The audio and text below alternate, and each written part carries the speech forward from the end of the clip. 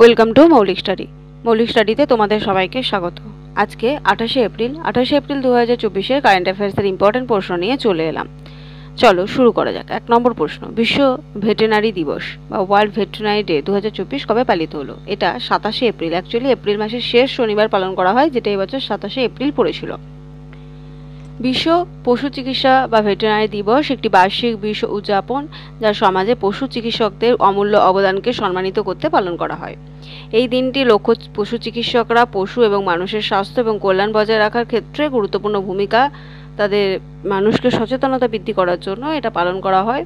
World veterinary association 2000 সালে বিশ্ব পশু চিকিৎসা দিবস প্রতিষ্ঠা করে এবং সেটি সেই বছরে সেটি 29শে এপ্রিল প্রথম পালিত হয়েছিল। বিশ্ব পশু চিকিৎসা দিবস বিভিন্ন ক্ষেত্রে পশু চিকিৎসকদের অক্লান্ত পরিশ্রমকে স্বীকৃতি দেওয়ার একটি প্ল্যাটফর্ম হিসেবে কাজ করে। তো 2024-এর থিম হচ্ছে ভেটেরিনারিজ আর এসেনশিয়াল হেলথ ওয়ার্কার। পরের প্রশ্ন 2 নাম্বার, কর্মক্ষেত্রে নিরাপত্তা ও স্বাস্থ্যের জন্য বিশ্ব দিবস world day for safety and health at work 2024 কবে পালিত হলো? উত্তরটা হচ্ছে 28শে এপ্রিল হবে। এটা 27টা 28 করে নাও, এটা একটু ভুল হয়ে গেছে। World day for safety and health at work হলো একটি বার্ষিক আন্তর্জাতিক প্রচার অভিযান যা 28শে এপ্রিল পালন করা হয় সব শ্রমিকদের জন্য নিরাপদ ও স্বাস্থ্যকর কাজের পরিবেশের জন্য। এই দিবসটির লক্ষ্য পেশাগত নিরাপদ এবং স্বাস্থ্যের গুরুত্ব সম্পর্কে সচেতনতা বৃদ্ধি করা, যারা আহত, অসুস্থ, দুর্ঘটনায় আক্রান্ত এবং তাদের জীবন হারিয়েছে তাদের সম্মান জানাতে। কর্মক্ষেত্রে নিরাপত্তা ও স্বাস্থ্যের জন্য বিশ্ব দিবস 2003 সালে জাতিসংঘের বিশেষায়িত সংস্থা আইএলও অর্থাৎ ইন্টারন্যাশনাল লেবার অর্গানাইজেশন প্রথম পালন করে। আইএলও পেশাগত ঝুঁকি এবং কর্মসংক্রান্ত দুর্ঘটনা এবং অসুস্থতার উদ্বেগজনক সংখ্যা নিয়ে ক্রমবর্ধমান উদ্বেগকে মোকাবিলা করার জন্য একটা বৈশ্বিক উদ্যোগের প্রয়োজনীয়তা স্বীকার করেছে। 2003 সালে এটা প্রথম শুরু হয়েছিল। তো 24 সালের জন্য থিম রাখা হয়েছে impact of climate changes of occupational safety and health. পরের প্রশ্ন 3 নাম্বার, সম্প্রতি কোন অভিনেতা লতা দীননাথ মঙ্গেশকর পুরস্কারে সম্মানিত হলেন? উত্তরটা হচ্ছে রণদীপ হুডা। মুম্বাইয়ের দীননাথ মঙ্গেশকর নাট্যগৃহে অনুষ্ঠিত একটি মর্যাদাপূর্ণ অনুষ্ঠানে অভিনেতা রণদীপ হুডা লতা দীননাথ মঙ্গেশকর পুরস্কারে ভূষিত হয়েছেন। এই সম্মান ভারতীয় চলচ্চিত্রে তার সাম্প্রতিক চলচ্চিত্র স্বাতন্ত্র্য বীর সাভারকার এই সিনেমার জন্য তাকে দেওয়া হয়েছে। অনুষ্ঠানটিতে আমরা কদিন আগেই পড়েছিলাম এই পুরস্কারটা অমিতাভ বচ্চন পাচ্ছে এবং তার সাথে তিনি শেয়ার করে নিয়েছেন স্টেজে, দুজনেই পুরস্কারটি পেয়েছেন। পরের প্রশ্ন 4 নাম্বার, সম্প্রতি ভারতের কোন রাজ্যে বহুমুখী সবুজ হাইড্রোজেন পাইলট প্রকল্পের উদ্বোধন করা হয়েছে? উত্তরটা হচ্ছে হিমাচল প্রদেশে। ভারতের হিমাচল প্রদেশের ঝাঁকড়িতে 1500 মেগাওয়াট নাপ্তা ঝাঁকড়ি হাইড্রো পাওয়ার স্টেশনে তার প্রথম বহুমুখী সবুজ হাইড্রোজেন পাইলট প্রকল্পের উদ্বোধনের সাথে পুনর্নবীকরণযোগ্য শক্তিতে একটি গুরুত্বপূর্ণ পদক্ষেপ নিয়েছে। সাতলুজ জল বিদ্যুৎ নিগম এর নেতৃত্বে প্রকল্পটির লক্ষ্য নবনয়নযুক্ত শক্তির মাধ্যমে সবুজ হাইড্রোজেন তৈরি করা। এই প্রকল্পে 20 NM3HR ইলেকট্রোলাইজার, 25 kW ফুয়েল সেল ক্ষমতা ভিত্তিক সবুজ হাইড্রোজেন পাইলট সিস্টেম রয়েছে। এটি দেশের প্রথম বহুমুখী সবুজ হাইড্রোজেন জেনারেট প্ল্যান্ট যা বিদ্যুৎ উৎপাদন করবে। তো হিমাচল প্রদেশ, এটা রাজধানী সিমলা, মুখ্যমন্ত্রী সুখবিন্দর সিং সুখু, রাজ্যপাল Shiv Pratap Shukla, national park great Himalayan national park, Pin valley national park. পরের প্রশ্ন 5 নাম্বার, সম্প্রতি আইপি সুরক্ষার জন্য মার্কিন যুক্তরাষ্ট্র ভারতকে অগ্রাধিকার তালিকায় রেখেছে, সেটা কোন সংস্থার রিপোর্টে দেখা গেছে? উত্তরটা হচ্ছে USTR অর্থাৎ ইউএস ট্রেড রিপ্রেজেন্টেটিভ এর রিপোর্ট অনুযায়ী। সম্প্রতি প্রকাশিত ইউএস ট্রেড রিপ্রেজেন্টেটিভ দ্বারা প্রকাশিত 2024-এর বিশেষ 301 রিপোর্টে ভারতের মেধা সম্পত্তি আইপি সুরক্ষা প্রয়োগের জন্য অগ্রাধিকার ওয়াচ তালিকায় নিজেকে রেখেছে, দেখতে পেয়েছে। ভারতের আইপি সুরক্ষা সংক্রান্ত সমস্যাগুলি পরিচালনার বিষয়ে চলমান উদ্বেগের মধ্যে এই সিদ্ধান্তটি আসে।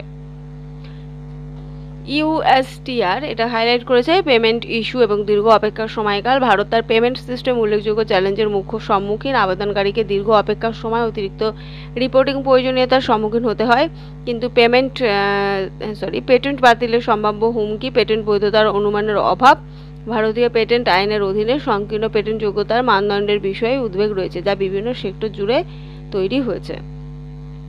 পরের প্রশ্ন 6 নাম্বার, সম্প্রতি কোন দেশ তিয়াঙ্গং মহাকাশ স্টেশনে সেনঝু 18 ক্রু লঞ্চ করেছে? উত্তরটা হচ্ছে চীন। চীনের মহাকাশ কর্মসূচির সর্বশেষ অগ্রগতিতে সেনঝু 18 মিশনটি মহাকাশে 3 সদস্যের ক্রুকে সফলভাবে উৎক্ষেপণ করেছে। মিশনের উদ্দেশ্য হল তিয়ানগং মহাকাশ স্টেশনের সাথে মিলিত হওয়া, যা চীনের উচ্চাকাঙ্ক্ষী মহাকাশ অনুসন্ধান প্রচেষ্টার একটি মাইলফলক বলতে পারো। সেনঝু 18 মহাকাশযান, যাকে ডিভাইন ভেসেল বলা হয়েছে, সেটি জিউকুয়ান স্যাটেলাইট লঞ্চ সেন্টার থেকে লং মার্চ F-2F রকেটের মাধ্যমে লঞ্চ করা হয়েছে। ক্রু মিশনে কমান্ডার ইয়ে গুয়াংফু সহ ক্রুয়েট লি ক্রং এবং লি গুয়াংশু, তারা 3 জনে গেছে। মিশনের উদ্দেশ্য হচ্ছে তিয়ানগং মহাকাশ স্টেশনে পৌঁছানোর পর সুনঝু 18 ক্রুরা সিংজুং 70 মিশন থেকে মহাকাশচারীদের সাথে যোগ দেবে এবং অক্টোবর থেকে এই 17 লঞ্চের মহাকাশে রয়েছে। চীন পূর্ব এশিয়ার একটি দেশ। রাজধানী বেইজিং। প্রধানমন্ত্রী লি কিয়াং, প্রেসিডেন্ট শি জিনপিং এবং অফিসিয়ালি ভাষা হচ্ছে ম্যান্ডারিন। পরের প্রশ্ন 7 নম্বর। সম্প্রতি কে কোরোমন্ডেল ইন্টারন্যাশনাল লিমিটেড বা CIL এর নির্বাহী চেয়ারম্যান হিসেবে নিযুক্ত হয়েছেন? উত্তরটা হচ্ছে অরুণ আলগাপ্পান। কোরোমন্ডল ইন্টারন্যাশনাল লিমিটেড একটি অগ্রণী কৃষি সমাধান প্রদানকারী একটি উল্লেখযোগ্য নেতৃত্ব পরিবর্তনের ঘোষণা দিয়েছে। অরুণ আলগাপ্পান প্রাক্তন এক্সিকিউটিভ ভাইস চেয়ারম্যান কোম্পানির এক্সিকিউটিভ চেয়ারম্যান হিসেবে নিযুক্ত হয়েছেন এবং পুনরায় মনোনীত হয়েছেন। এর আগে চেয়ারম্যান ছিলেন ভেল্লানায়ার পর তিনি অবসর গ্রহণ করার পর আলগাপ্পান তিনি নির্বাচিত হলেন। পরের প্রশ্ন 8 নম্বর। সম্প্রতি wrestling federation of India WFI কোন অ্যাথলেটকে কমিশনের চেয়ারম্যান নির্বাচিত করেছে? উত্তরটা হচ্ছে নরসিংহ যাদব।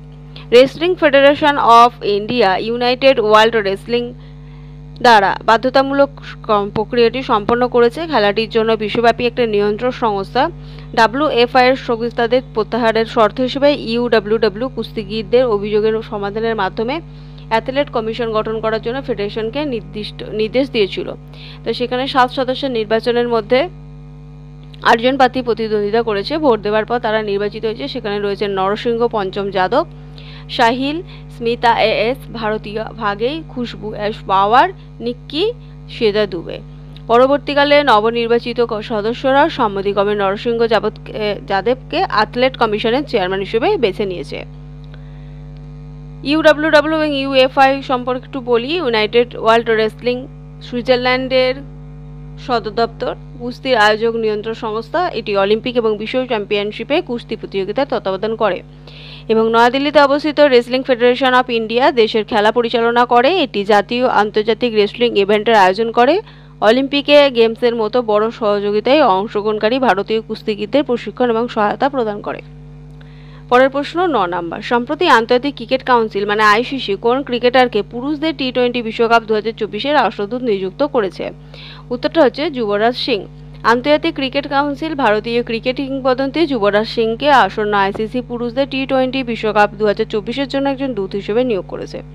T20 ক্রিকেটের জন্য অত্যন্ত প্রত্যাশিত বিশ্বব্যাপী ইভেন্টটি শুরু হতে আর মাত্র 36 দিন বাকি আছে। দূত হিসেবে যুবরাজ সিংকে নির্বাচনে বিশেষ তাৎপর্য, কারণ 2007 সালে উদ্ভাবনী T20 বিশ্বকাপে ভারতের বিজয়ী অভিযানের সময় 1 ওভারে 6টি ছক্কা তিনি মেরেছিলেন এবং আইকনিক কৃতিটা কাজ করেছিলেন।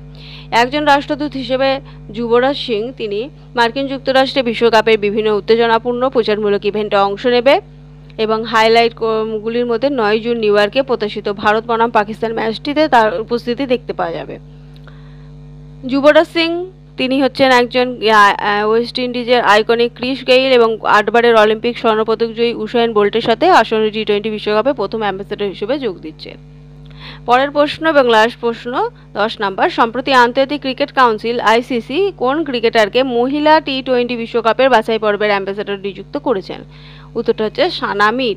আন্তর্জাতিক ক্রিকেট কাউন্সিল আসন্ন ICC T20 বিশ্বকাপ বাছাই পর্বের জন্য পাকিস্তানের ক্রিকেটার সানা মিরকে নিয়োগের কথা বলেছেন। তিনি 226টি আন্তর্জাতিক খেলায় পাকিস্তানের প্রতিনিধিত্ব করেছেন, 137টির অধিনায়ক ছিলেন এবং তার ক্রিকেটের যে কেরিয়ার সেটা খুবই ভালো। সানা মিরকে এখানে বাছা হয়েছে। ICC এখানে পাচ্ছে ইন্টারন্যাশনাল ক্রিকেট কাউন্সিল। 15 জুন 1909-এ প্রতিষ্ঠা হয়েছিল। তখন এর নাম ছিল ইম্পেরিয়াল ক্রিকেট কনফারেন্স। সদর দপ্তর হচ্ছে দুবাই, সংযুক্ত আরব আমিরাত। সিইও হচ্ছে জিও পাওয়ারডালিস, চেয়ারম্যান গ্রেগ বার্কলে।